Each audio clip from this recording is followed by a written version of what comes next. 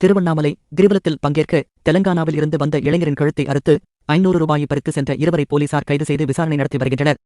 திருவண்ணாமலை அண்ணாமலையார் கோவிலை நினைத்தாலே முக்தி கிடைக்கும் என்பது இந்துக்களின் நம்பிக்கையாக உள்ளது. பிரசித்தி பெற்ற தலமாக விளங்கும் இத்திருக்கோவிலில் மாதாந்திர பௌர்ணமி அன்று இரவு பக்தர்கள் 14 கிலோமீட்டர் கிரிவலம் வருவது வழக்கம். இந்த நிலையில் கடந்த 8ஆம் தேதி இரவு கிரிவலத்தில் பங்கேற்ற பக்தரின் கழுத்தை அறுத்து மர்ம நபர்கள் பணத்தை பறித்து சென்ற சம்பவம் பெரும் அதிர்ச்சியை ஏற்படுத்தியுள்ளது.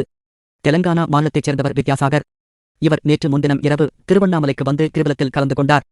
பின்னர் அதிகாலை சுமார் 2 மணியளவில் ஓய்வெடுக்க சிறிது நேரம் போலூர் ரோடு பச்சையம்மன் கோவில் எதிரில் உள்ள தமிழ்நாடு ஹோட்டல் அருகே அமர்ந்துள்ளார். அப்போது 2 சக்கர வாகனத்தில் வந்த 2 இளைஞர்கள் மருத்துவர்கள் பயன்படுத்தும் அறுவை சிகிச்சை கத்தியை வித்யாசாகர் கழுத்தில் வைத்து பாக்கெட்டில் இருந்த 500 ரூபாய் பணத்தை பறித்துவிட்டு அவரது கழுத்தையும் அறுத்துவிட்டு தப்பி சென்றுள்ளனர். அப்போது கிரிவலம் வந்த பக்தர்கள் இரத்த வெள்ளத்தில் கிடந்த வித்யாசாகரை மீட்டு திருவண்ணாமலை அரசு மருத்துவக் கல்லூரி மருத்துவமனைக்கு சிகிச்சைக்காக அனுப்பி வைத்தனர். இதனைத் தொடர்ந்து திருவண்ணாமலை கிழக்கு காவல் நிலைய போலீசார் வழக்கு பதிவு செய்து தீவிர விசாரணை நடத்தி வந்தனர். இந்த நிலையில் போலூர் ரோடு அருகே உள்ள செட்டிக்குளமேடு தெரு பகுதியைச் சேர்ந்த தமிழரசன் மற்றும் மாந்தோப்பு பகுதியைச் சேர்ந்த குகன் ஆகிய இருவரும் இந்த சம்பவத்தில் ஈடுபட்டது தெரியவந்தது. இதனை அடுத்து இருவரையும் போலீசார் கைது செய்தனர். மேலும் அவர்களிடமிருந்து அறுவை சிகிச்சைக்கு பயன்படுத்தும் கத்தி மற்றும் 2 சக்கர வாகனத்தை பறிமுதல் செய்தனர். தொடர்ந்து இந்த சம்பவம் குறித்து திருவண்ணாமலை மாவட்ட காவல் கண்காணிப்பாளர் சுதாகர் நேரடியாக தீவிர விசாரணையில் ஈடுபட்டு வருகிறார். இந்த சம்பவம் பெரும் அதிர்ச்சியை ஏற்படுத்தியுள்ளது.